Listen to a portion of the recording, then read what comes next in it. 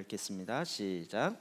이 썩을 것이 반드시 썩지 아니할 것을 입겠고 이 죽을 것이 죽지 아니함을 입으리로다. 이 썩을 것이 썩지 함을 입고 이 죽을 것이 죽지 아니함을 입을 때에는 사망을 삼키고 이기리라고 기록된 말씀이 이루어지리라. 사망아 너의 승리가 어디 있느냐? 사망아 내가 쏘는 것이 어디 있느냐? 사망이 쏘는 것은 죄요 죄의 권능은 율법이라.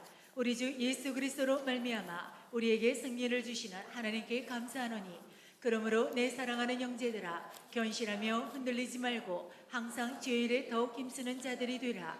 이는 너희 수고가 주 안에서 헛되지 않은 줄 알미라. 아멘. 지금은 전 세계가 아주 특이한 상황을 진행하고 있습니다. 팬데믹 상태라는 전 세계가 지금 전염병 앞에서 강대국인 작은 나라이든 상관없이 전체적으로 이런 어려운 가운데 있습니다. 한 번도 경험해 보지 못했던 일이라고 하지만 사실 이렇게 진행하는 것에는 하나님의 특별한 뜻과 계획이 있는 줄 믿습니다. 오늘은 그것을 더 집중적으로 알기를 원하고 또 이런 가운데 하나님께서 우리 가운데 이루고자 하는 하나님의 계획, 하나님의 뜻은 무엇인가 하는 것입니다. 이러는 가운데 우리 지금 이 세대 자체는 지금 어디로 가야 할 줄 모르고 끊임없이 앞으로 달려가고 있는데 마치 브레이크가 고장난 자동차와 같이 계속 악셀레이터를 밟으면서 더 빨리 더 앞으로 이렇게 진행하고 있습니다. 주로 나오는 소리들을 들어보면 하는 구호와 하는 서로 이야기하는 대부분의 내용들은 이런 부분입니다. 자, 이제 우리는 좀 자유롭게 됩시다. 그동안 눌려 있었던 억제, 제한 이런 것으로부터 우리는 자유롭게 합시다. 이제 모든 본능으로부터 해방돼서 인간의 진정한 본질을 찾아서 자유를 향해서 나가봅시다. 나의 모든 눌러놨던 욕구들 해방시켜서 이제는 그 자유로움, 진정한 자유로움이 뭔지를 우리가 스스로 찾고 누립시다. 하고 싶은 대로 해봅시다. 그동안 못한다라고 얘기했던 모든 금기사항들을 제거해버리고 이제 죄에 대한 개념, 사탄에 대한 개념, 이 옛날에 구태의연한 이런 가치들을 다 떨쳐버리고 이제는 이 전 시대의 미신과 같은 이런 유물들을 다 없애버리고 새로운 시대에 우리가 좀 새롭게 살아봅시다. 아주 다 좋은 얘기인 것 같은데 사실은 그 얘기에는 맹점이 있습니다. 아주 핵심적인 맹점이 있습니다. 그렇게 살게 돼서 정말 자유롭게 됐나요? 정말 자유롭게 삽시다 라고 이야기하면서 정말 자유롭게 되었나요? 남성과 여성의 구분이 없이 자유롭게 삽시다. 여성을 해방시킵시다. 그래서 우리 남성, 여성 이런 거 하지 말고 중성도 만들어 놓고 남자 같은 여자도 만들고 여자 같은 남자도 마음대로 자기가 선택하도록 자유롭게 합시다. 그래서 정말 자유롭게 되었나요? 동성애도 인간의 선택이니 자유롭게 합시다. 그동안 그것이 죄악이라고 이야기하는 전세대적인 그런 미신 같은 이야기를 없애버리고 인권을 존중하며 우리가 선택할 수 있는 이 권한으로 나아가 봅시다. 자유롭게 됐을까요? 정말 자유롭게 됐을까요? 여성 해방 운동을 통해서 여성이 정말 자유롭게 됐을까요? 어떤 눌려 있었던 부분, 너무 권위주의적인 측면에서 눌려 있었기 때문에 그 눌린 것으로부터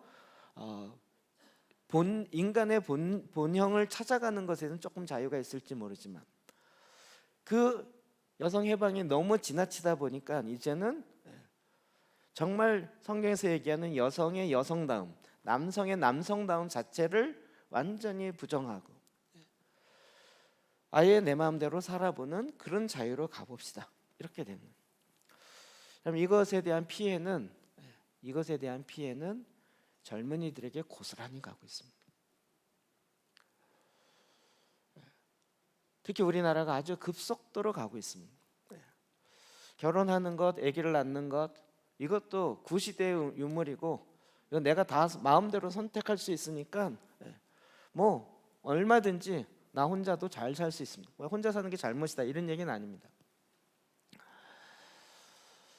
그러다 보니 지금은 굉장히 많은 인격성이 파괴되어지고 무너지고, 그리고 그 안에 있는 분노와 또 좌절과 슬픔과 비통함들, 이런 것들이 더 많이 이 사회에 지금 퍼져가고 있습니다. 최근에 이제 대한민국이 마약을 소비하는 국가로 바뀌어가고 있다, 이런 이야기를 많이 하고 있습니다. 마약을 만들고 마약을 통해서 비자금을 만들고 그 비자금을 만들어낼 수 있는 돈이 있는 것을 사고 할 수 있는,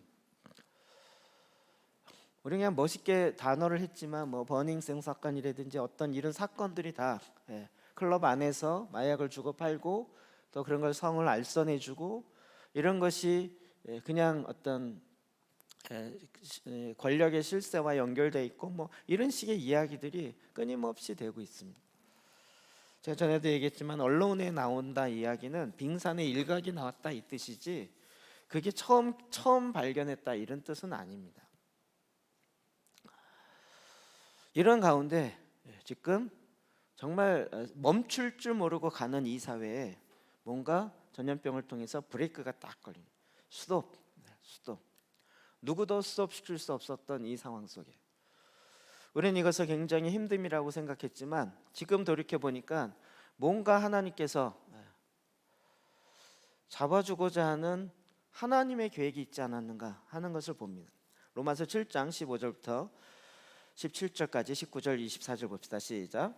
내가 행하는 것은 내가 알지 못하노니 곧 내가 원하는 것은 행하지 아니하고 도리어 미워하는 것을 행함이라. 만일 내가 원하지 아니하는 것을 그것을 행하면 내가 이로써 율법이 선한 것을 시인하노니 이제는 그것을 행하는 자가 내가 아니요 내 속에 거하는 죄니라. 내가 원하는 바 선은 행하지 아니하고 도리어 원하지 아니하는 바 악을 행하는도다. 오라 나는 공고한 사람이로다. 이 사망의 몸에서 누가 나를 건져내랴. 저는 로마서 7장의 이야기가 저 자신의 이중성의 문제를 고민할 때 깜짝 놀랐어요. 와, 성경에 이게 있구나. 사도 바울도 고민하고 있었구나. 진짜 제 안에 있는 이렇게 이게 뭐 내 안에 있는 이 이중성, 하나님을 향해서 끊임없이 찾아가는 것 같지만 여전히 죄악 가운데 머물러 있고, 이 문제의 이중성이 해결되지 않고 있는, 그러면서도 교회는 열심히 나가고 있는, 이걸 어떻게 해야 되는가? 어느 한쪽으로도 가지지 않는.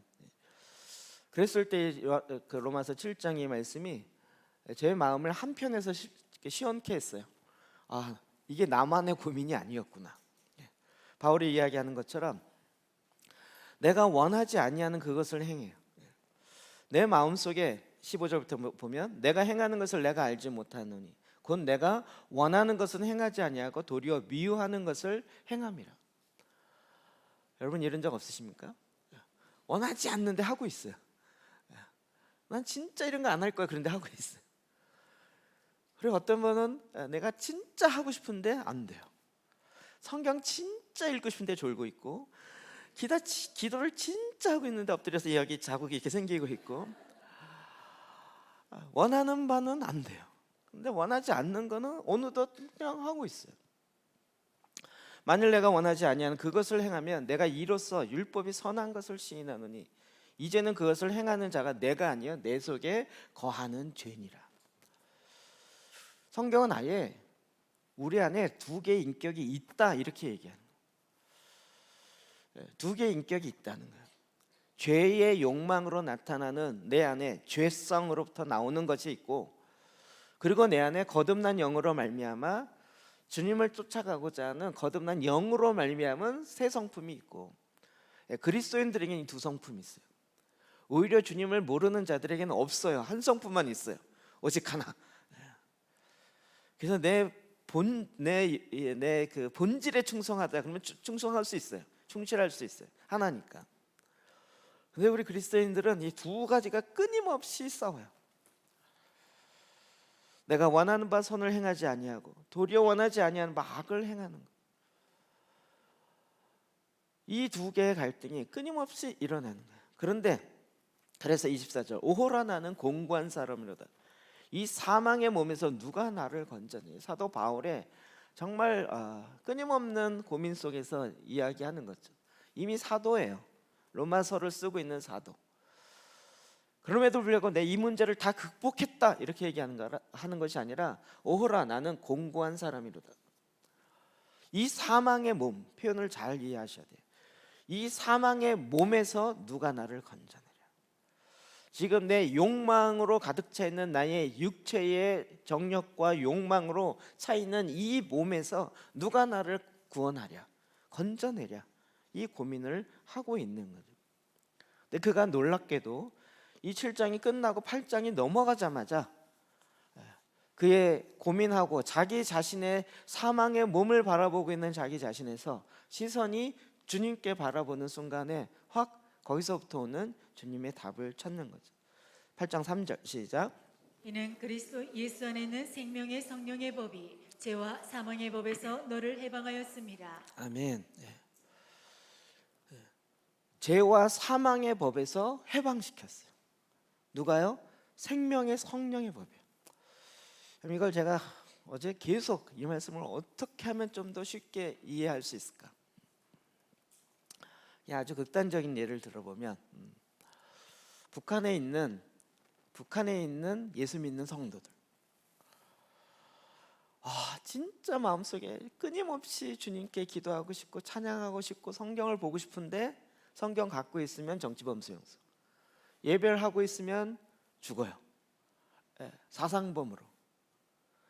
그러니까 끊임없이 죄와 사망의 법 아래서 그 안에서는 그게 불법이에요.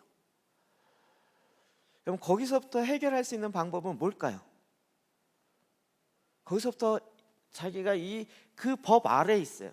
북한의 법 아래에 있으니까 그 법 아래서는 자기가 생명이 들어와서 주님을 너무 찬양하고 싶고 주님께 끊임없이 기도하고 싶고 말씀도 더 알고 싶은데 그게 위법이에요.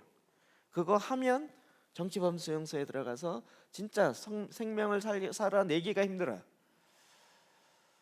자, 여기서 살 수 있는 길은 뭘까요? 죽는다. 죽으면 자유롭게 되겠죠. 근데 육체가 없어지죠. 그럼 어떻게 해요? 그 법의 밖으로 나와야 되죠. 그게 뭐예요? 탈북하는 거죠.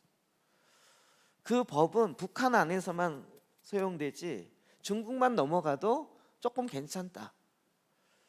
그러니까 탈북하는 거예요. 탈북해서 중국으로 넘어갔더니 거기에 무슨 법이 있어요? 중국법이 있어요. 그리고 여권이 없으니까 막 공안이 와서 잡아가요. 저도 착각했던 건 탈북하시는 분이 다 남한 오려고 탈북하는 줄 알았어요. 아니에요. 남한을 올 생각 별로 없어요. 거기가 살기 너무 힘들고 먹고 살기 힘드니까 그냥 중국에 가서, 왜요? 중국이 훨씬 나으니까. 중국 가서 막 쫓겨다니고 하다 보니 남한이 내가 어렸을 때 배웠던 거랑 전혀 다르게 너무 잘 살 수 있대. 그리고 거긴 자유가 있대. 이러면서 또다시 한번 목숨을 걸고 남한까지 와야 되는 수고가 따르는 거죠. 자, 그래서 남한에 왔어요. 그랬더니 어떻게 해요? 마음껏 찬양할 수 있어요. 마음껏 예배할 수 있고. 여긴 무슨 법이 있어요? 남한의 법이 생명의 성령의 법이라는 얘기는 아닙니다. 남한이 그렇게 천국이라는 얘기는 아닙니다. 여기는 종교의 자유가 있어요. 어쨌든 그러니까 자유롭게 주님을 찬양할 수 있고 그래도 법에 걸리지 않아요. 그거 했다고 가두거나 죽이거나 이러질 않아요. 자유가 있어요. 해결점은 뭐죠? 나라가 바뀌어야 되는 거예요. 법이 바뀐다 얘기는 아니면 북한의 법을 아예 개혁해서 바꿔버리든지 아니면 다른 나라의 법 아래로 들어가든지. 그래서 지금 바울은 뭘 깨달은 거예요? 탈북자들도 자기의 육체는 바뀌지 않았어요. 북한에 살 때랑 남한에 살 때랑 살이 좀 더 찔 수 있지만 그 육체가 바뀐 게 아니고 그 사망을 위협을 2번이나 건너오면서 이제는 그 육체를 그대로 갖고 왔지만 전혀 다른 법 아래에 살게 됐다는 거죠. 이 말씀 좀 이해되시죠? 우리가 전에 사망의 죄와 사망의 법 아래에 있을 때는 그게 헤어나지지가 않았어요. 이게 잠깐 이런 얘기가 뭐 이게 알듯하면서 잘 이해가 안 되는 부분이 많아요. 로마서 6장 4절도 볼까요? 시작. 그러므로 우리가 그의 죽으심과 합하여 세례를 받음으로 그와 함께 장사되었나니 이는 아버지의 영광으로 말미암아 그리스도를 죽은 자 가운데서 살리심과 같이 우리로 또한 새 생명 가운데서 행하게 하려 합니다. 네. 이제 우리가 그의 죽으심과 합하여 세례를 받음으로. 여러분 이게요, 나라를 바꾸지 않았는데 그 나라 안에서 법이 바뀌도록 주님이 행하신 우리는 상상도 못했던 기가 막힌 일을 행하셨어요.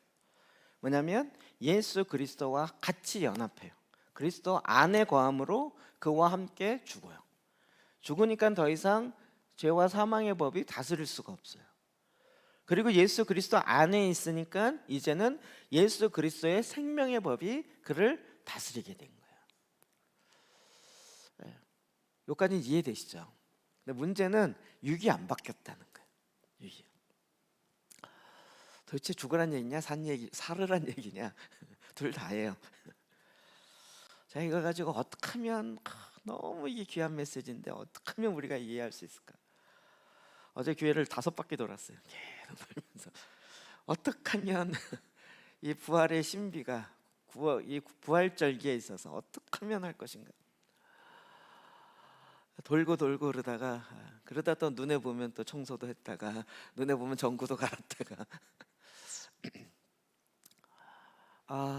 그러다가 이제 하나 딱 흘리게 된 게 있어.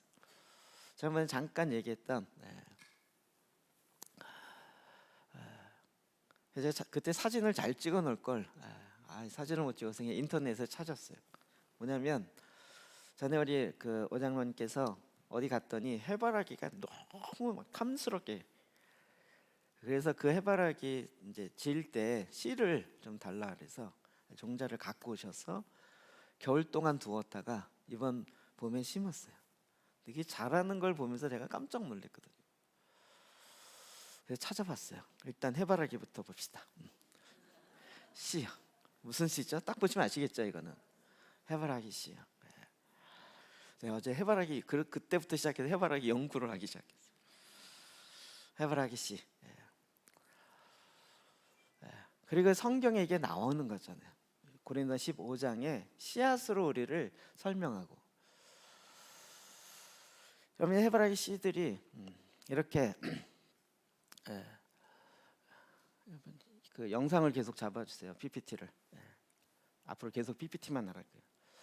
처음부터 할게요. 유튜브 보시는 분이 뭔지 모르잖아요. 네. 그래서 해바라기 씨가 이렇게 자라서 결국 그 씨가, 해바라기 씨는 그나마 그래도 아주 딱딱하진 않아요. 손으로 아니면 입으로 칵 깨물어 갖고 그 안에 씨 안에 있는 그 뭐라 그러죠?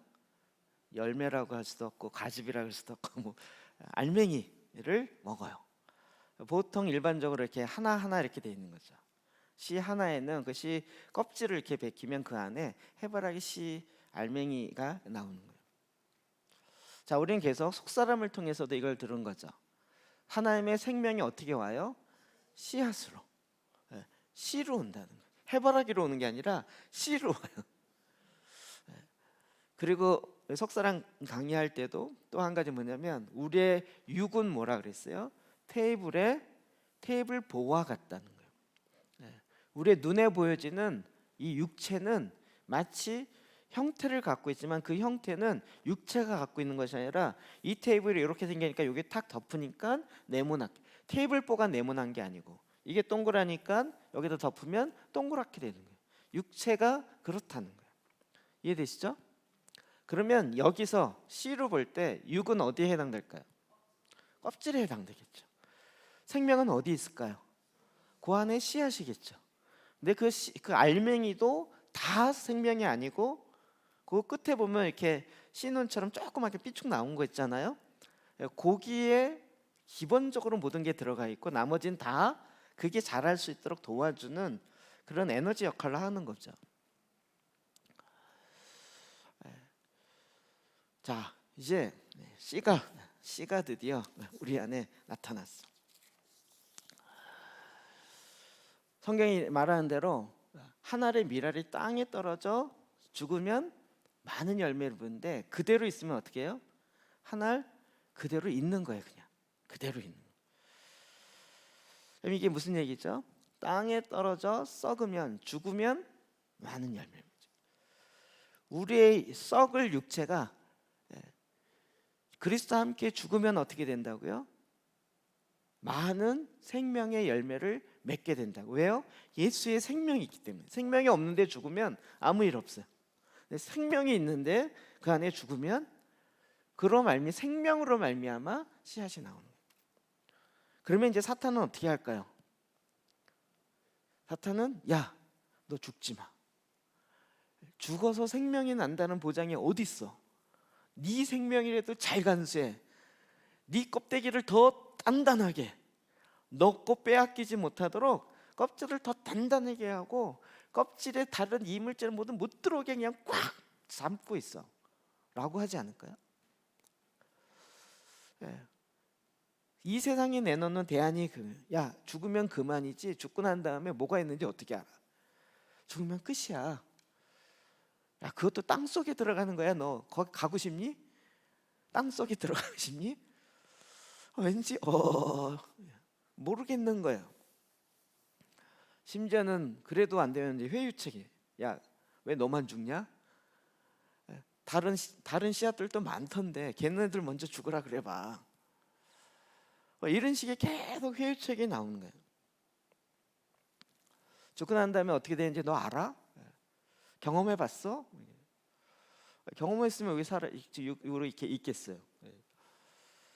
야, 그러니 죽기 전에 안전장치를 많이 해야지. 어차피 안 죽을 수는 없는데 사람이 죽기 직전까지 안전장치를 많이 해요. 그래서 막 노후 대책으로 뭐 보험도 많이 들어놓고 뭣도 많이 쌓아놓고 죽을 때 편안하게 죽어야 되지 않겠냐? 뭐 이런 말들이 굉장히 호소력이 있어 보여.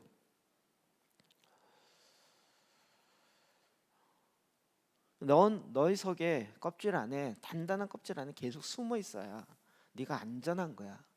뭐 이런 얘기 든 거죠.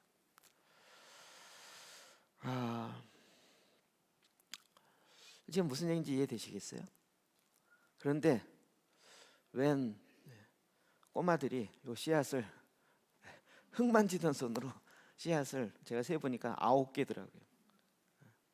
9개 그 씨앗 많은 것 중에 잡아가지고 야, 이거 한번 심어보자 이래갖고 화분에 심었어요.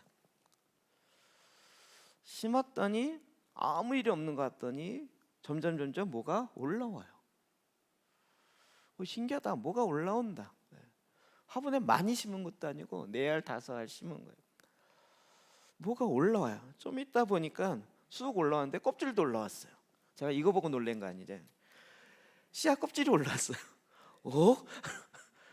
이 껍질이 올라오면 어떻게 되는 거지? 그러면 아니 씨앗이 어떻게 알맹이가 쏙 빠졌나? 이 뭐지? 한창 바라보면서 고민했던 게 이거거든요. 그래서 제가 또 찾아봤더니 그림이 있더라고요. 이런 그림이 있어요. 그 중에 하나를 이렇게 뽑아온 거야. 제가 뽑은 거 아닙니다. 뽑아서 봤더니 어떻게 해요? 밑에 뿌리가 한참 길어요. 그리고 그 위로 대가 있고 그 위에 떡잎처럼 이렇게 2개 있는데 그걸 싸고 있었던 껍질이 있어요. 이걸 보면 어떻게 됐다는 거 아시겠어요? 자, 땅 속에 지금 씨앗이 들어갔어요. 그랬더니 뭐가 나와요? 아까 뾰족하게 나온 고기에서 드디어 싹이 나왔는데 싹도 나오지만 또 뭐가 나와요? 뿌리가 나오기 시작하는 거예요. 뿌리가. 싹이 나온 게 아니고 뿌리가 나온 거예요. 그 뿌리가 땅 속으로 점점 들어가서 딱 자리를 잡으면서 위로 아래로 자라기 시작한 거죠. 근데 껍질은 그 떡잎을 딱 싸고 있고 생명이 나가서 생명이 뿌리로 가니까 위로 자란 게 아니라 이런 상태에서 이게 동시에 이렇게 자라니까 어떻게 돼요? 위로 올라가 버렸어요. 이렇게 된 거죠. 요 그림 이해되세요? 그래서 껍질이 위로 나와 버렸어요. 배가 창자 밖으로 나온 것처럼 껍질이 나와 버렸어요. 그런데 이건 무엇이에요? 그 안에 생명을 근거로 해서 이미 자리를 잡은 거죠. 그래서 그 안에 뿌리에 근거해서 올라가고 껍질이에요. 그 껍질이 이 해바라시의 실제가 아니고 그건 뭐예요? 껍질이에요. 껍질, 보자기. 근데 그 안에 생명에 근거해서 그 생명력이 자리를 잡고 그 생명이 자라면서 껍질은 밖으로 나와버렸지만 이미 껍질은 껍질의 역할을 다 했어요. 그리고 그 씨앗이 이제 생명이 그 안에서 자라기 시작한 거죠. 이 화분 안에서 점차 자라요. 어느 시점이 되면 또 분갈이를 해요. 더 큰 데로. 그리고 어느 정도 자라면 그 안에 이렇게 봉우리가 지기 시작합니다. 그리고 어느 시점이 되면 그곳에 해바라기가 꽃이 펴요. 해바라기에 꽃이 펴요. 어렸을 때는 이거 참 많이 봤죠. 요즘은 많이 안 하는 것 같아요. 해바라기는요, 이렇게 한두 개 있는 것도 멋있지만요, 해바라기에 밭을 이루면요 진짜 장관이에요. 이게 다 해를 바라보고 움직이잖아요. 이렇게 쫙. 이게 그 요즘 옛날 그 윈도우 밑에 바탕 화면으로 막 이런 거 많았잖아요. 근데 우리나라에도요, 제가 찾아보니까 저 남쪽에, 이거 우리나라에서 찍은 거예요. 남쪽 함양인가 그쪽에 해바라기 이 정원 같은 게 해서 사람들이 구경하고 하더라고요. 그냥 동산 하나가 해바라기인 거예요. 그러면서 이 해바라기 바라보기도 하고요. 실제 그 안에 사람도 많이 다니기도 하고요. 해바라기 장관의 일을. 그럼 이게 우리 이런 모습 잘 보기 힘든데 여기서 끝나는 게 아니라 또 저는 사진을 좋아하니까 석양과 함께 일어나는 해바라기요. 지금 무슨 얘기인지 이해되시겠어요? 그 제가 해바라기 씨의 효능을 조사해봤어요. 그 씨가요 면역력 증진이 된대요. 비타민 A와 E 성분이 면역력을 향상시켜주기 때문에 각종 바이러스, 세균 이런 면역력을 증진시키고 감기 예방, 피로 회복에 도움이 된대요. 해바라기 씨 많이 드세요. 노화 방지시킨대요. 해바라기 씨에는 셀레늄 성분이 풍부해서 몸속 유해한 활성산소를 제거해주고 혈액 순환을 원활하게 해줘서 노화 방지해준대요. 해바라기 씨는요 심신 안정과 우울증을 예방해준대요. 완화시켜준대요.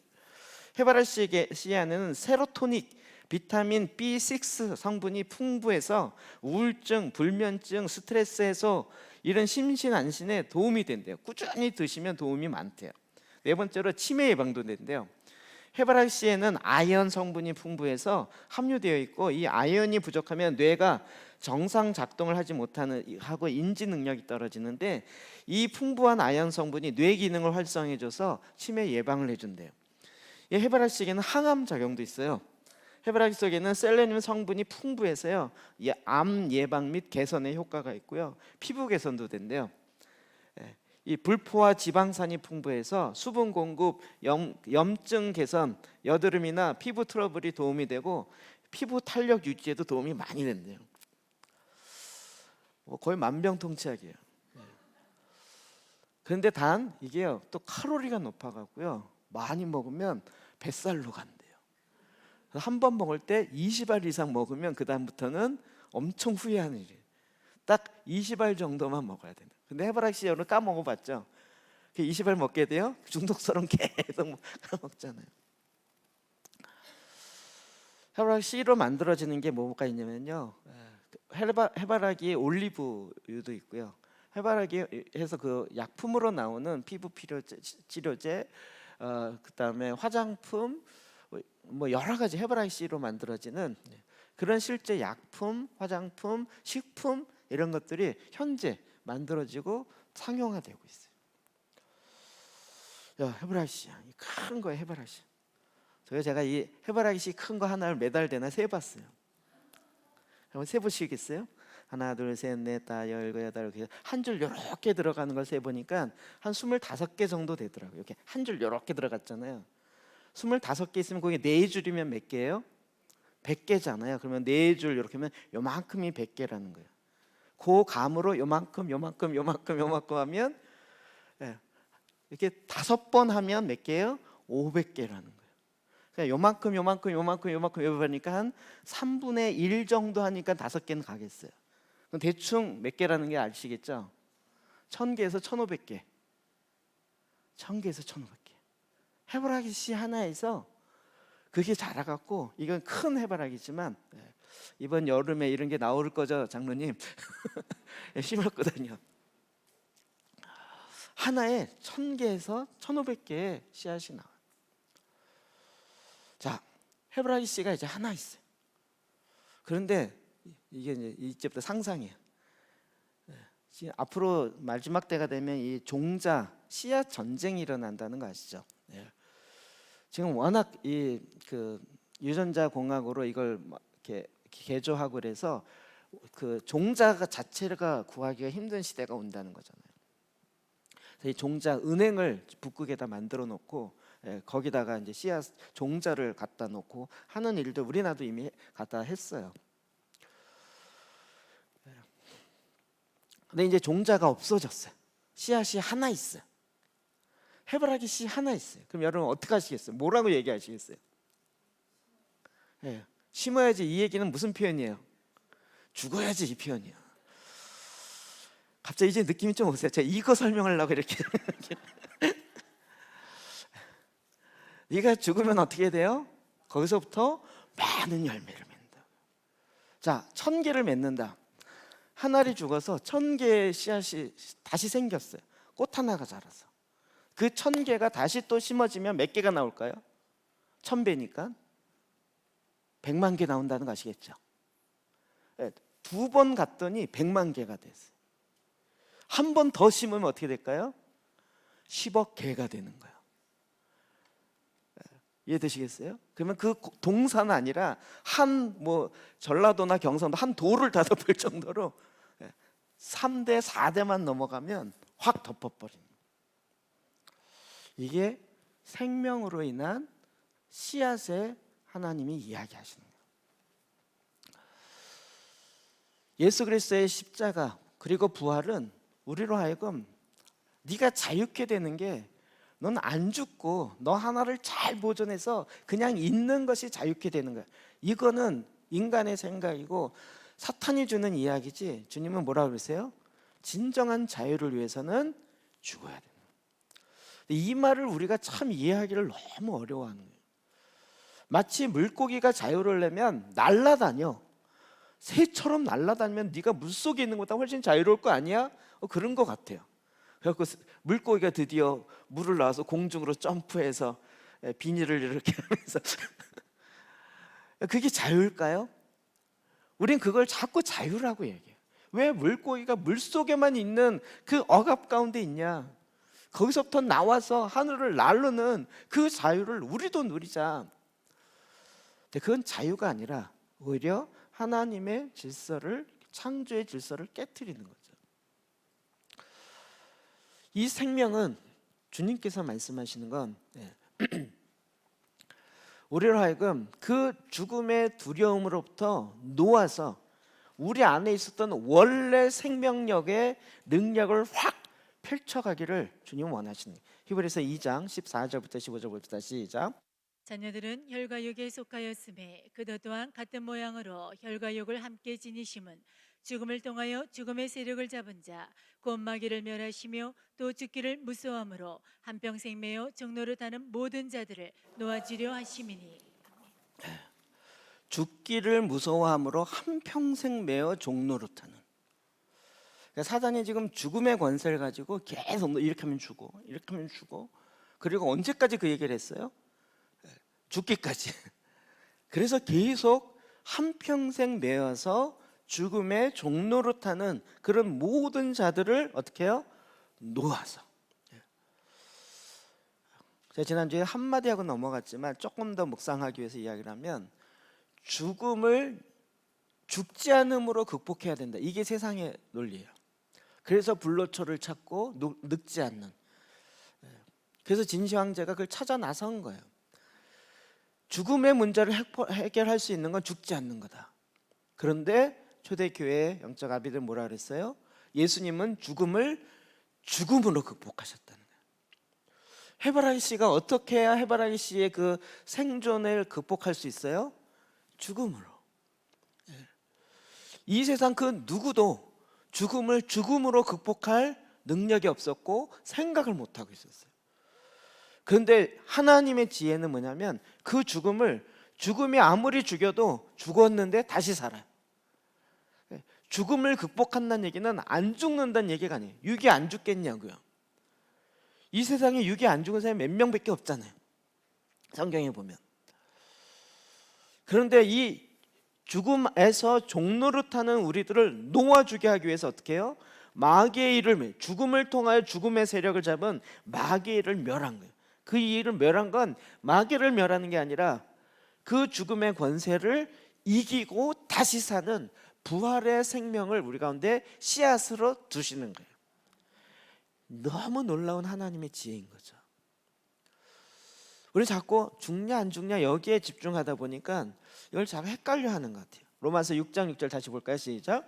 우리가 알거니와 우리 옛사람이 예수와 함께 십자가에 못 박힌 것은 죄의 몸이 죽어 다시는 우리가 죄에게 종노릇하지 아니하려 함이니.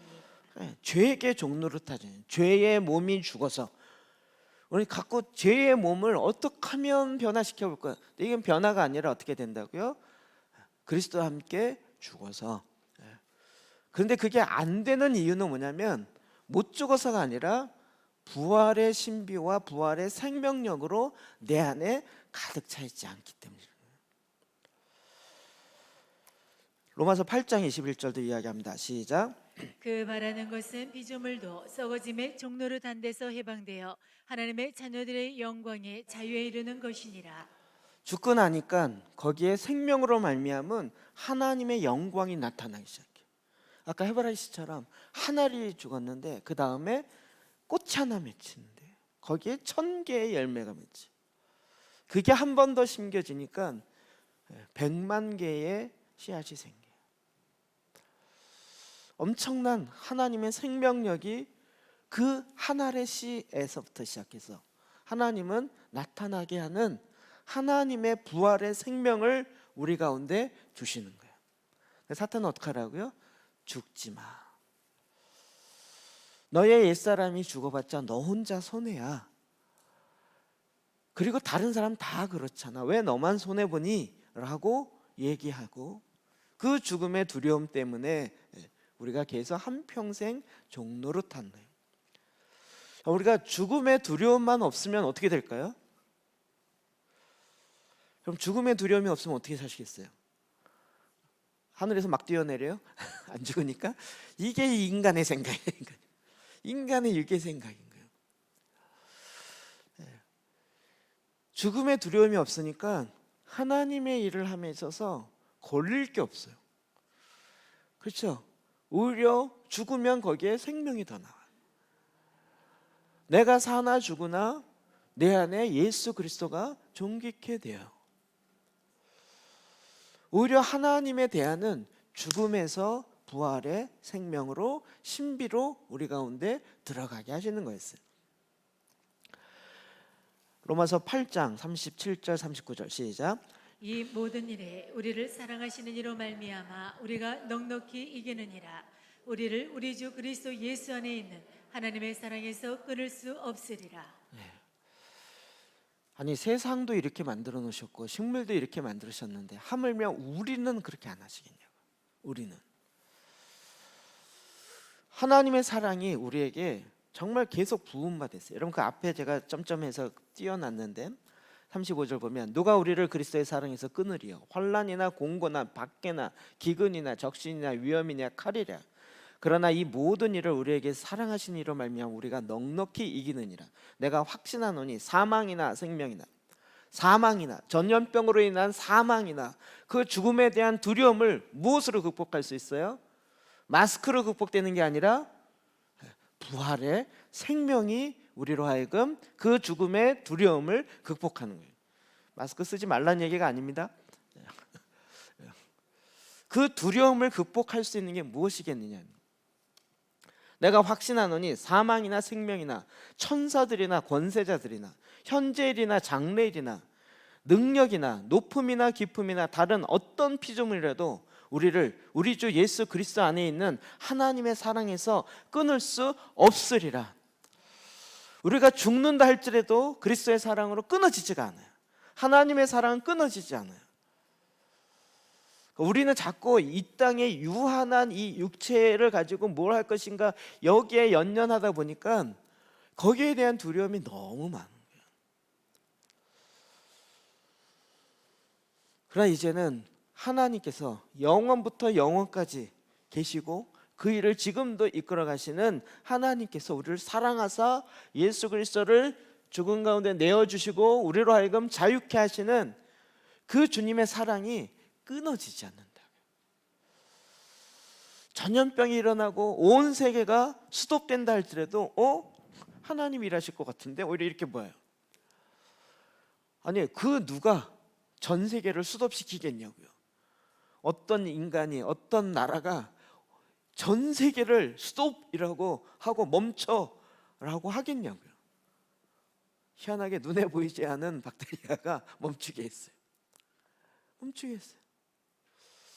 이래서 경제가 어려워지고 힘든 것도 있지만 또 한편으로 뭐가 있어요? 진짜 멈춘 거죠.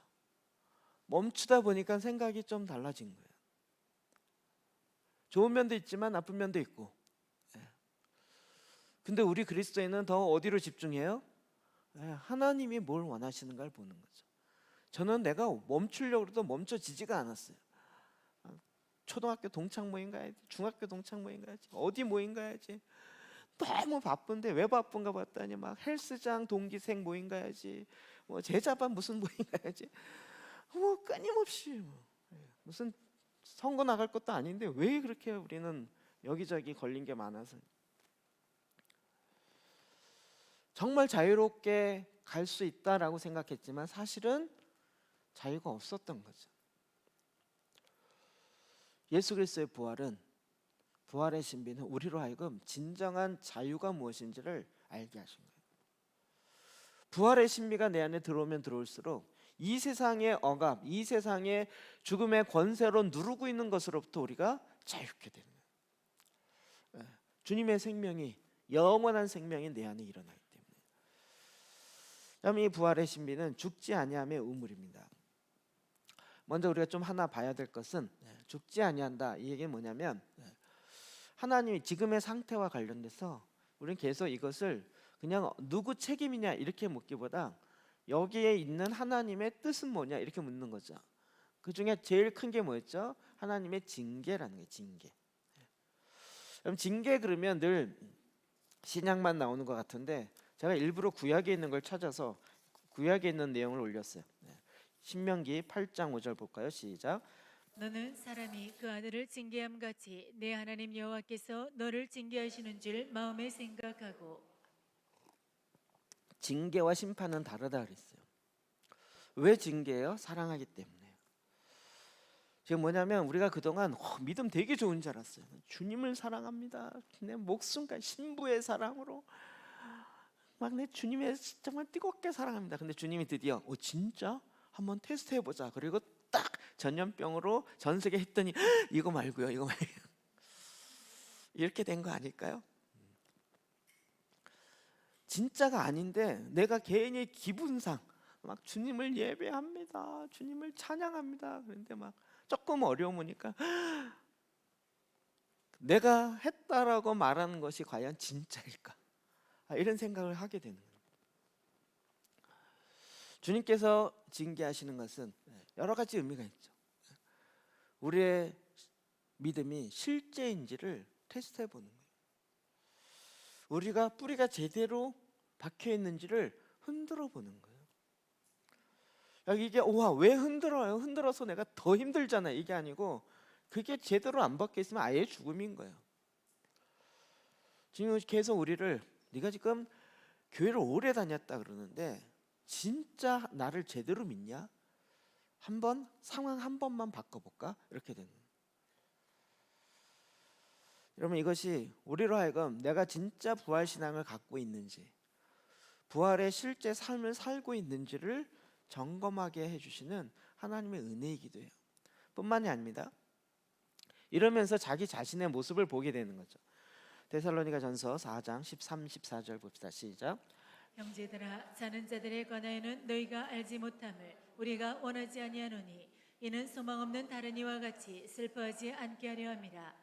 우리가 예수께서 죽으셨다가 다시 살아나심을 믿을진대 이와 같이 예수 안에서 자는 자들도 하나님이 그와 함께 데리고 오시리라. 자는 자들에 관하여는 너희가 알지 못해요. 여러분, 초대교회에 이런 어려움이 있었다는 거 아시죠? 예수님 금방 오신다고 했는데 안 오셨어요. 근데 그 사이에 주님을 믿은 사람이 죽었어요. 이거 어떻게 되나? 살아있을 때 와야 되는, 이게 시험거리가 됐단 말이에요. 이거에 대해서 너희가 모르기를 원하지 않는다, 이러면서 이야기를 하는 거예요. 뭐예요? 죽음에 대한 생각을 잘못 갖고 있었던 거죠. 그들이 먼저 살아날 것이고, 그리고 예수 그리스도가 함께, 하나님이 그와 함께 데리고 오실 것이다. 이 말로 서로 위로하라, 이렇게 얘기하는 거예요. 그리스도인은 죽음의 두려움에서 자유케 된 자들이에요. 그러니까 이 두려움이 있을 때마다 우리는 어디로 가요? 부활의 우물로 가야 되는 거죠. 부활의 신비가 우리 안에 일어나는 하나님의 역사가 무엇인지를 보는 거예요. 그리고 그것을 소망하는 거죠. 자, 여러분, 씨앗으로 다시 가고요. 한 알의 씨앗이 있었어요. 막 여러 해바라기 씨앗이 있었을 때 보니까 막, 야, 내 씨앗이 더 커, 네 씨앗이 더 커, 막 해서 씨앗 크기 자랑하고 있었는데 아무도 땅속에 안 들어갔어요. 아무도 땅속에. 진정한 소망은 어디 있을까요? 땅속에 들어가지 아니하는 999개의 씨앗보다 땅에 들어간 한 알의 씨앗이 더 소망이 있죠. 그럼 그 소망이 있다는 거 아시죠? 이게 부활의 절기에 우리가 지금 어디로 가 있었냐면 이 땅에서 생각하는 걸 멈추고요, 결과로 위에 가서 생각하시라고요. 지금 위에 가서 보니까 이 1000개의 씨앗을 바라보면서, 야, 너희의 씨앗이 더 생명이 더 풍성해지길 원한다. 이게 뭐예요? 옛사람이 죽고 그리스도 안에 새로운 상품으로 다시 부활의 생명을 내가 너에게 붓는다. 그게 진정한 소망이다. 그랬더니, 야, 네가 죽어, 넌 안 죽을래. 주여, 내가 여기 있으니 죄를 잡아주세요. 이러면서 막 남들 헌신시키고 나는 안 해. 이러고 있었단 말이에요. 진정한 소망은 어디 있어요? 그가 죽음에서 부활의 생명으로 나오는 것이 진정한 소망이죠. 그것이 없었다는 얘기예요. 사도행 14장 16, 17절에 시작. 하나님이 지나간 세대에는 모든 민족으로 자기들의 길들을 가게 방임하셨으나 그러나 자기를 증언하지 아니한 것이 아니니 곧 여러분에게 하늘로부터 비를 내리시며 결실기를 주시는 선한 일을 하사 음식과 기쁨으로 여러분의 마음에 만족하게 하셨느니라 하고. 무슨 얘기냐면, 지나간 세대 모든 민족으로 자기들의 길들을 가게 방임하죠. 하나님이 자기의 길을 그냥 가게 놔뒀어요. 근데 그게 방임이라고 했지만 그냥 놔둔 거냐는 거예요. 하나님은 그 가운데서 계속 하나님의 사랑을 부어줬어요. 뭐냐면 곧 여러분에게 하늘로부터 비를 내시거나 결실기를 주시는 선한 일을 하사 음식과 기쁨으로 마음을 만족해 하는 일을 계속 하셨어요.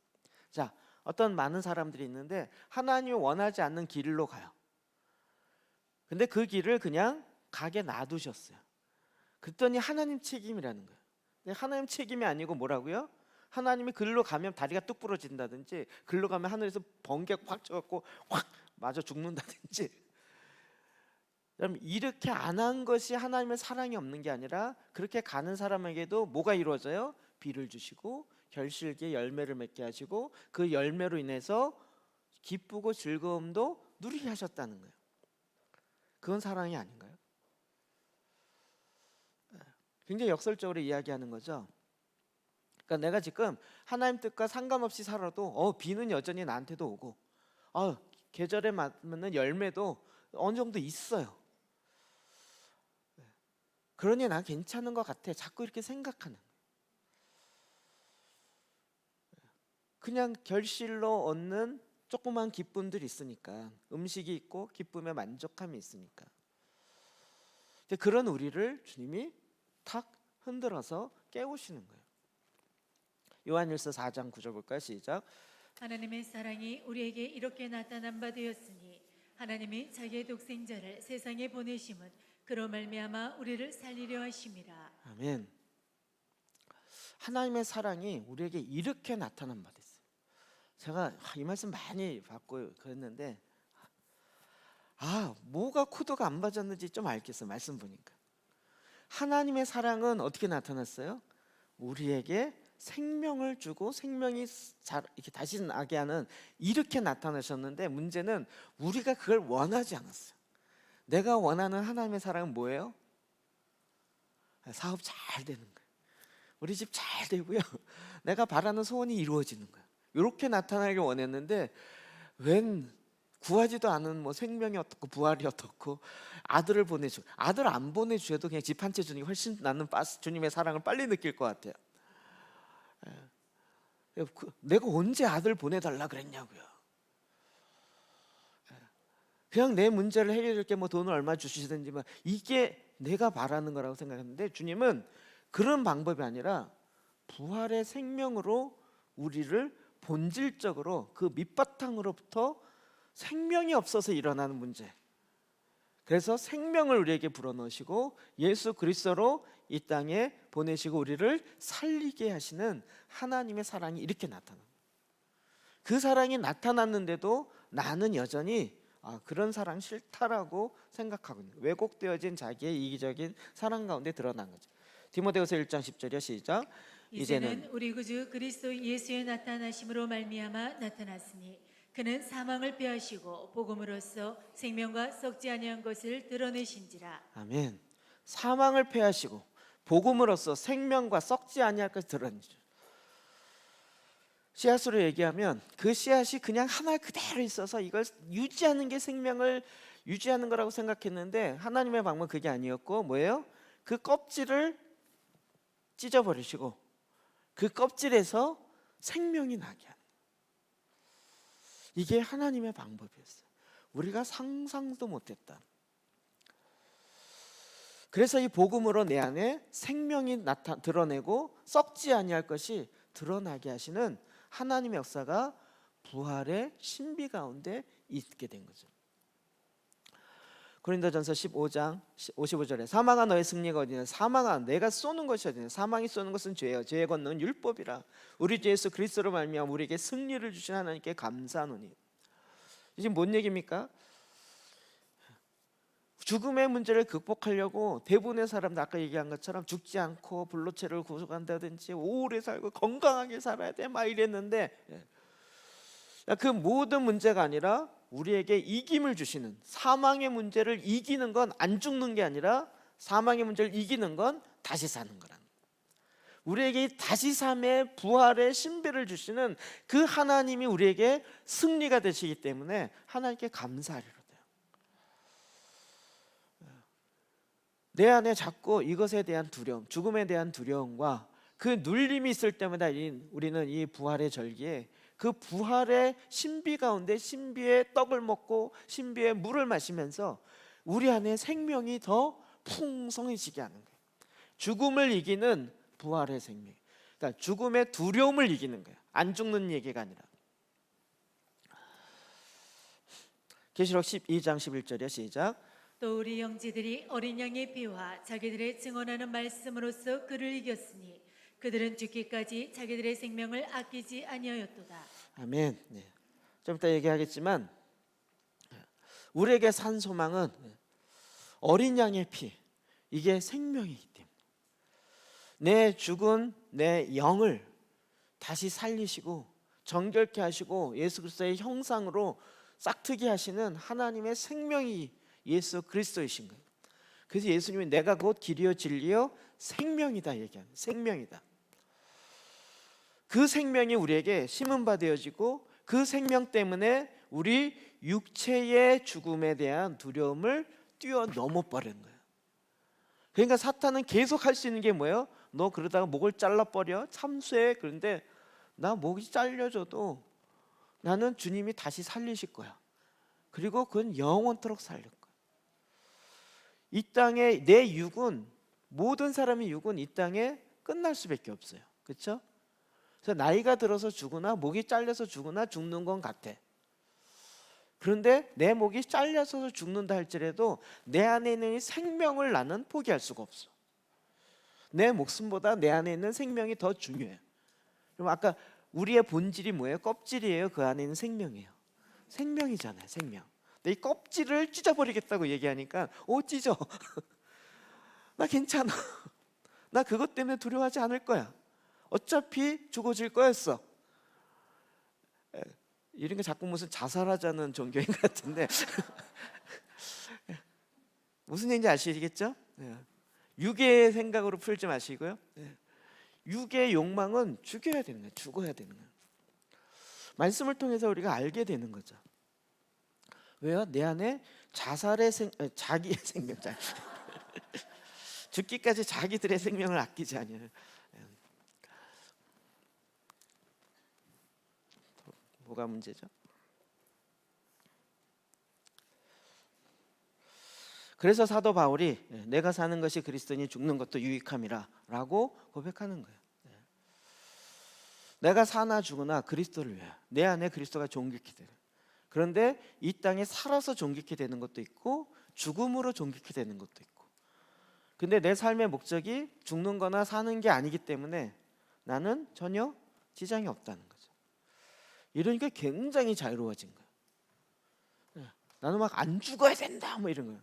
병들어 죽으면 안 된다 뭐 이런 거, 그런 거 자체가 별로 우리 안에 크게 문제가 안 되는 거예요. 이 우물을 마시기 시작하는 거예요. 세 번째로는요, 여기서 끝나는 게 아니고요, 이 부활의 신비는요 하늘을 향한 창문을 열어요. 무슨 얘기냐? 에베소 2장 19절 시작. 그러므로 이제부터 너희는 외인도 아니요 나그네도 아니요 오직 성도들과 동일한 시민이요 하나님의 권속이라. 우리가 지금 이 부활의 절기에 읽는 성경 말씀을 계속 보니까 그 주변에 있는 사람이 이해하는 게 전체 우리가 이해했던 거 똑같은 것 같아요. 이 땅의 생각으로 이해하는 거예요. 근데 주님은 계속 하늘의 이야기를 하는 거예요. 근데 이제 우리가 그래, 그리고 하늘의 관점으로 보니까 뭐예요? 우리는 외인도 아니요 나그네도, 하늘에서. 우리의 시민권은 어디 있어요? 하늘에 있어요. 그리고 우리는 누구랑 가족이에요? 하나님의 가족들인 거예요. 하나님의 가족들. 가족들이 모여서 같이 이야기하고 논의하는 거예요. 제가 지난번에 베드로 이야기하면서 시간이 없어서 못했는데요, 베드로 사도가 나중에 사도 사역을 하면서 변화산 사건이 엄청난 사도적 권위를 주어졌다 그랬죠. 그런 거죠. 야, 너희들 얼굴에서 빛나는 거 봤어? 모세 봤어? 예레미야 봤어? 엘리야, 예레미야래. 나는 봤어. 우와. 일단 낙금벅 죽어야 돼. 베드로. 그 세 분이 얘기하고 있었어. 그 영광이 얼마나. 베드로가 어리버리한 것만 나오지만 그는 그 변화산상에서 변화되는 걸 본 거예요. 그런데 그 중에 예수님이 제일 꼬붕인 줄 알았더니 하늘에 소리가 나는데 너는 내 아들의 말을 들어라. 그분이 제일 높은 거예요. 우와, 그가 나를 수제자 삼았어. 이렇게 되는 거죠. 이해되시죠? 갑자기 자기가 맨날 어리버리한 이 땅에만 아니라 하나님 수준으로 딱 가서 보니까 우와, 하나님이 나를 지금 뭘 삼은 거야?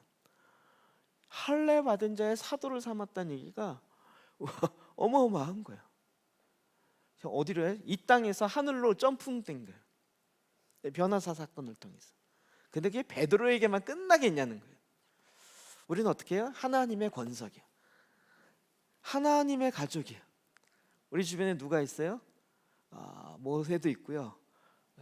제가 이제 모세 만나면 얘기할게요. 우리 율법에 대해서 좀 우리 얘기 좀 합시다. 율법에 대해서 잠깐 좀.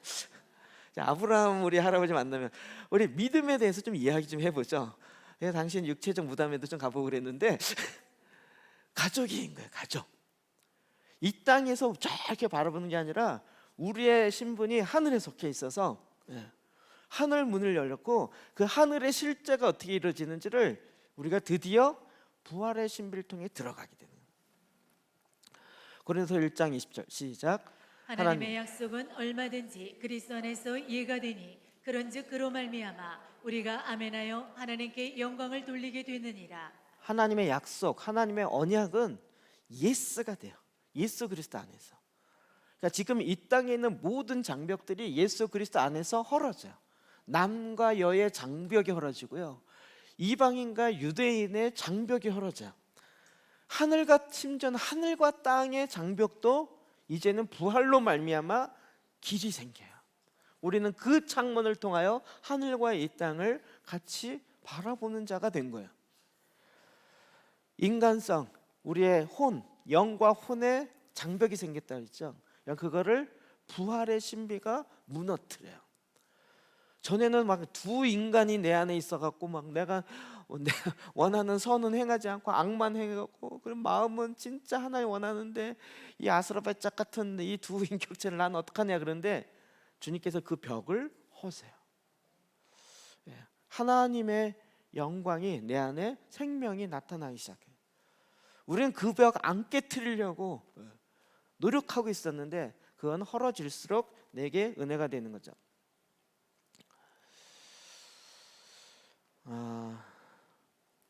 고린도서 12장 19절이요. 시작. 나에게 이르시기를 내 은혜가 내게 족하도다. 이는 내 능력이 약한 데서 온전하여짐이라 됐어. 하신지라. 그러므로 도리어 크게 기뻐함으로 다 안 됐어. 나의 여러 약한 것들에 대하여 자랑하리니 이는 그리스도의 능력이 내게 머물게 하려 함이라. 이거 왜 그럴까요? 내가 능력이 세니까 그리스도의 부활의 능력을 의지를 안 해요. 그러니까 내가 약하니까 주님을 바라봤더니 주님의 능력이 내 안에 임해요. 근데 그 능력은 무슨 능력이에요? 부활의 능력이 나타나요. 내가 아무리 죽었다 깨어나도 부활의 능력은 내가 만들어낼 수 없는데 내가 약하여서 주님을 바라보니까. 그러니까 그리스도의 신비에 우리가 이걸 계속 들어가는. 요한복음 15장 15절에 시작. 이제부터는 너희를 종이라 하지 아니하리니 종은 주인이 하는 것을 알지 못함이라. 너희를 친구라 하였노니 내가 내 아버지께 들은 것을 다 너희에게 알게 하였음이라. 아멘. 이제 하나님의 권속이 돼서 어떻게 해요? 예수님이 우리랑 논의하겠다는 거예요. 주님이 지금 이때 마지막 때 이 일을 저와 여러분과 친구가 돼서 야 이야기하자 이렇게 하겠다는 거예요. 부활이 우리로 하여금 이 신비에 들어갈 뿐만 아니라 주님과 함께 앞으로 되어질 일과 이런 일들을 나누는 자가 된다는 거예요. 할렐루야죠? 여러분도 아직도 종의 영으로 그냥 주님이 그냥 알아서 하세요 이렇게 끝나길 원하시나요? 그렇지 않고 우리와 함께 이 부활의 신비 안에 들어가 주님과 함께 교제를 나누게 하는 거예요. 그리고 이야기를 하시는 거예요. 전도서 1장 9절 시작. 이미 있던 것이 후에 다시 있겠고 이미 한 일을 후에 다시 할지라. 해 아래는 새 것이 없나니. 이건 솔로몬이 이 세상 다 돌아본 거예요. 1장 13절에 또 마음을 다하고 지혜를 써 하늘 아래에 행하는 모든 일을 연구하고 살핀즉 이는 괴로운 것이라. 솔로몬이 이 땅에 있는 세상에 있는 모든 일을 다 살펴봤더니 괴로운 거예요. 그래서 살펴봤더니 해 아래 새로운 게 없대요. 전염병이 어쩌고저쩌고 뭐 이것도 새로운 거 아니에요. 이미 과거에도 있었고 다 있었던 거예요. 그렇지 않아요? 멈췄다 이게 뭐 전 세계 경제가 멈춰. 전 세계 경제가 이렇게 흘러간데도 별로 몇 년 되지 않았어요. 무역이 이렇게 하는 데가 200~300명밖에 안 됐지 그 전에는 그런 거 없었어요. 그냥 각자 알아서 살았죠. 해 아래 새 것이 없어요. 주님이 이야기하세요. 무엇이 새 것이냐? 다시 사는 것이 새 것이지 우리가 뭐 유행이 새 것이래요. 넥타이, 남자 넥타이 커졌다가 줄어졌다가 요거 커졌다가 줄어졌다가. 남자는 뭐 패션이 뭐 달라질 게 별로 없어요. 이 양복에 있어서 뭐 해 아래 새 것이 없어요. 요즘 되게 재밌어요. 막 새로운 모던한 빌딩이래요. 갔다 봤더니 공사를 짓다 말았어. 그냥 페인트 칠 안 하고 그냥 시멘트에 철골 나오고 그냥 해요. 근데 이게 요즘 모던한 스타일이래요. 뭐 커피 팩토리 그래갖고 커피 공장에서 전 커피 만들지 않았더니 옛날 다 쓰러지는 공장 같은 데다가 그냥 커피 이렇게 하는데 막 사람들이 우글우글 하더라고요. 현대적이래요. 뭐 현대적이야 과거적인데. 친환경적 어쩌죠 그러는데 해 아래 새 것이 없어요. 우리가 얘기하는 해 아래 새 것이라는 그냥 왔다 갔다 하는 거예요. 진짜 해 아래 새 것이 뭐냐는 거예요. 주님이 아예 새롭게 창조하시는 거예요. 우리는 그가 만드신 바라. 뭘 만들어요? 새 사람. 우리 안에는 새 영을 주님이 새롭게 만드셨어요. 그래서 그를 위해서 그리스도 예수 안에서 선한 일을 위해 우리가 지으신 바 됐어요. 우리는 그렇게 창조된 자들이에요. 이전에 이 일은 하나님이 전에 예비하사 우리로 그 가운데 행하게 하려 하심이라. 그리스도 안에서 새롭게 만들어진 그 새로운 피조물로 살게 하기 위해서 주님은 행할 수 있는 모든 것들을 다 준비하셨다고요. 스가랴 9장 12절이요. 시작. 갇혀있으나 소망을 품은 자들아 너희는 요새로 돌아올지니라. 내가 오늘도 이르노라. 내게 갑절이나 갚을 것이라. 어디에 갇혀 있어요? 우리가 지금 썩어질 몸, 이 육 안에 아직 갇혀 있어요. 그렇잖아요. 육체 안에 갇혀 있어요. 그런데 뭘 품었어요? 소망, 부활에 대한 소망을 품었어요. 그랬더니 이제 너희는 요새 예수 그리스도 안으로 돌아올지라. 시온 안으로 들어가요. 내가 오늘날 이르도다. 내가 내게 갑절이나 갚으리라. 우리가 지금 육 안에 있어요. 육이 없으면 안 돼요. 이제 영혼 육에 대한 이 개념이 정확해야 돼요. 육을 죽인다 그래서 내 육체를 죽이면 어떻게 돼요? 인생 끝나요. 육의 욕망을 죽여야지 육을 죽이면 자살교가 되는 거예요. 육의 욕망을 죽여요. 그런데 여전히 육 안에 있어요. 그래서 육을 쳐서 하나님이 기뻐하신 일을 하도록 복종시키는 거죠. 육의 욕망을 쳐서, 육의 욕망을 십자가에 못 박혀 죽여서. 주님이 이렇게 하시더니 막 갑절이가 아니라 천배나 우리 안에 하나님의 역사를 일으키기 시작했다는 거예요. 시편 116편 11절 시작. 주께서 생명의 길을 내게 보이시리니 주의 앞에는 충만한 기쁨이 있고 주의 오른쪽에는 영원한 즐거움이 있나이다. 주님께 주의 앞에는 충만한 게 있어요. 제가 기도가 자꾸 이제 바뀌었던 게 뭐냐면 부활 절기에 전에는 38년 된 병자 같은 기도를 한 거예요. 물이 뽀록 할 때 내가 거기 먼저 들어가야 되는데 날 던져줄 사람이 없어서 그랬다는 거예요. 주야 던져줄 사람을 보내주소서 이런 거예요. 주님이 오셔서 네가 낫고자 하냐 했더니 낫고자 하는 거 그게 문제가 아니고 내가 들어가야 되는데 우리 막 그거 계속 기도했던 거예요. 주님이 일어나 걸어라. 이 한마디로 끝나는 건데 우리는 내가 세놓은 대안과 상황 인식과 거기에 대한 내가 대안을 생겨놓고 주님 내가 아니 천사 와서 뽀로록 하는 거랑 예수 그리스도 오셔서 일어나 걸으라 하는 거랑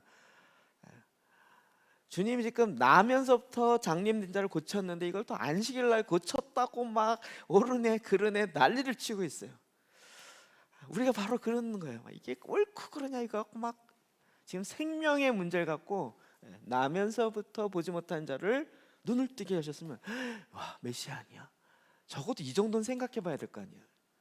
그런데 안식일 날 자리를 들고 일어나라 그랬고 안식일 날 비볐다고 일했다고 안식일 범했다는 거예요. 여기에 목숨 걸고 막 혈안이 돼 있어요. 근데 보니까 그게 다 제 모습인 거예요. 부활의 생명이 없어요. 그랬더니 엉뚱한 거 갖고 싸우고 있어요.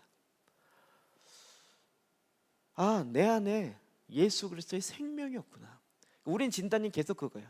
죽음의 문제를 극복하려면 안 죽는 것. 안 죽을 수 있는 불로초를 주십시오 주여 이러고 계속 기도했던 거예요. 주님 뭐라 그러세요?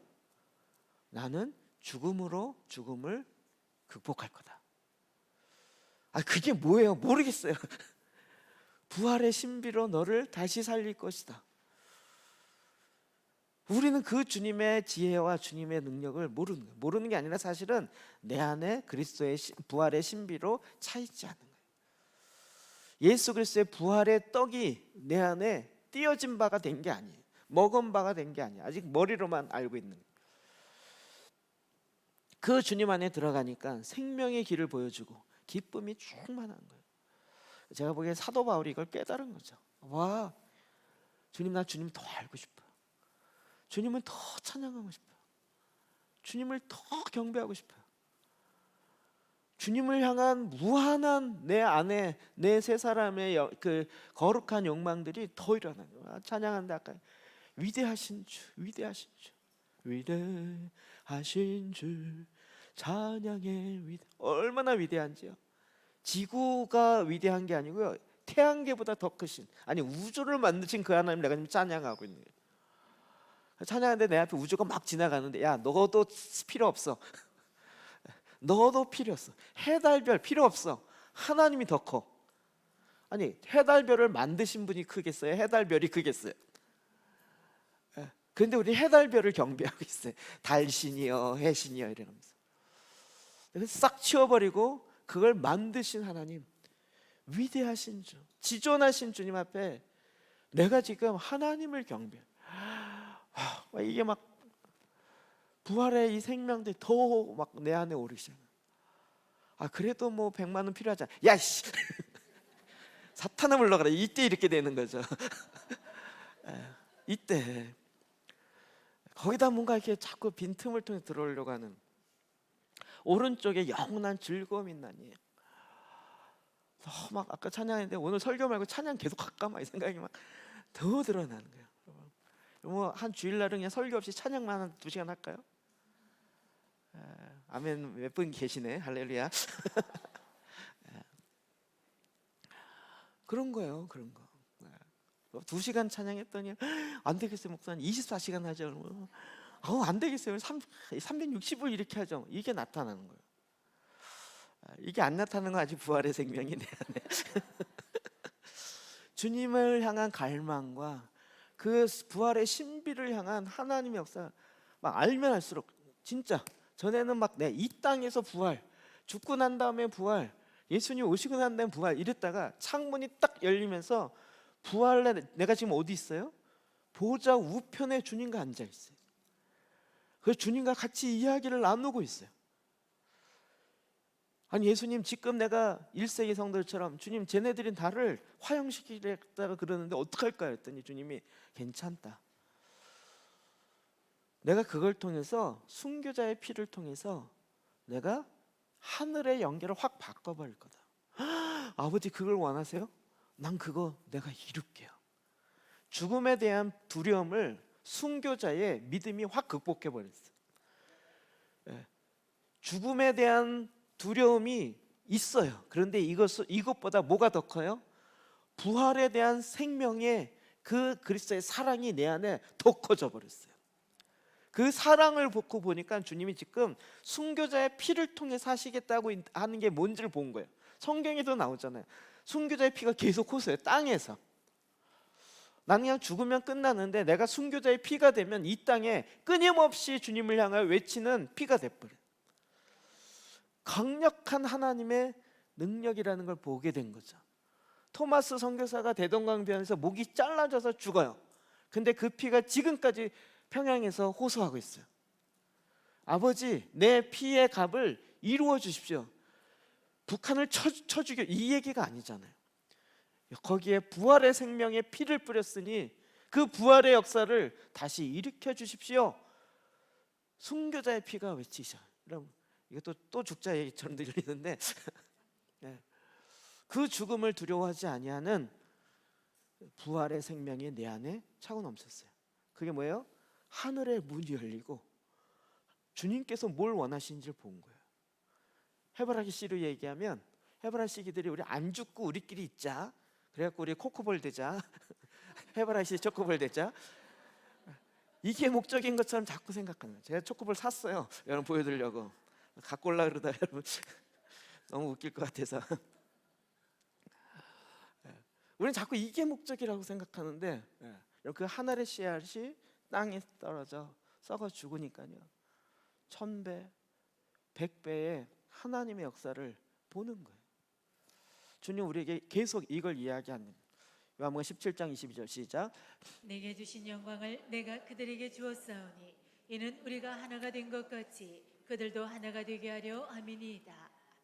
성부, 성자, 성령님이 하나인 것처럼 우리가 그분과 온전한 연합, 예수 그리스도 안에서 그리스도로 충만케 되어지고 그리스도와 내가 통일되어지는 이 놀라운 영광이 우리에게도 있게 해달라고 예수님이 중보기도 하셨어요.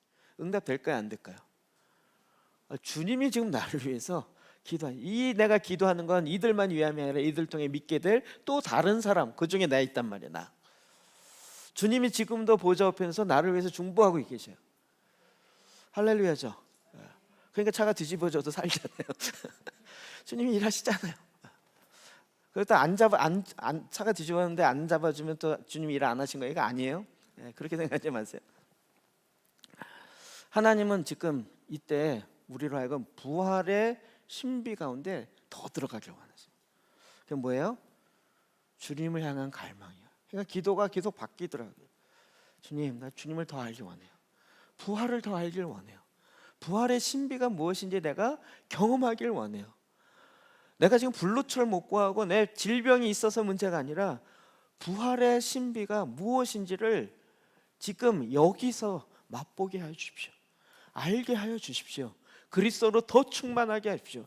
그리스도의 사랑의 깊이와 넓이와 그 폭이 얼마나 되는지를 알게 하여 주십시오. 그 사랑의 뿌리가 박히게 하여 주십시오. 나 주님을 향한 그 갈망함이 끝이 없습니다. 더 알고 싶습니다. 말씀을 더 알고 싶고, 구원의 절기 들어오면서 우리가 정말 엄청난 것들 아는데 더 알고 싶어요. 더 알고 싶어요. 오늘 새벽에도 문자가 왔길래 지금 우리가 고난주간 일주일 동안 읽었던 말씀, 그 다음에 오순절 말씀, 가보니까 사순절에도 말씀이 읽어야 되면 뭐가 있을 것 같아요. 물어봤더니 있대요. 오늘 아침에 또 보내왔어요. 딱 아이고 아까워라 지났는데 올 한 해 지내면 우리가 1살 먹는 게 아니라 0.9살 되겠네. 이걸 원해서 아까움이 막 일어났어요. 근데 갑자기 불안한 생각이 휙 지나간 거예요. 혹시 구원은 저기 1년 내에 읽어야 할 말씀이 있는 거 아닐까? 없대요. 다행히도. 근데 와, 이렇게 말씀을 먹기 시작하니까 드디어 1살 되는 느낌이 좀 든다. 이 생각 좀 안 드세요? 1살 되는 느낌이 좀 든다. 하나님 지금 하늘의 창문을 부활을 통해서, 부활의 신비를 통해서 우리가 여기에 썩을 육체의 몸을 갖고 있는 우리인데 이 안에 생명이 있고 영이 거듭나서 그 생명이 주님과 연결되어지고 그 생명력이 강건해서 이 육체의 욕망을 그리스도와 함께 십자가 못 박혀 죽게 되어지고, 그래서 육체의 썩을 욕망과 정력을 십자가에 못 박고 내 안에 육체의 욕망을 쳐서 순종하게 해서 하나님이 기뻐하시는 선한 일을 하게 하시는 거예요. 이게 부활의 신비 가운데 있는 거죠. 부활절만 있으면 부활하신 게 아니라 우리 안에 부활의 신비의 삶을 살라고 하신 것이죠. 주님께서 지금도 이 엄청난 축복의 잔치에 초대했습니다. 초대했다고 다 들어가는 게 아니라는 거 아시죠? 청함을 받았지만 택함을 받은 자는 굉장히 적습니다. 여러분이 다 들어가시기를 주의 이름으로 축복합니다. 기도하십시다.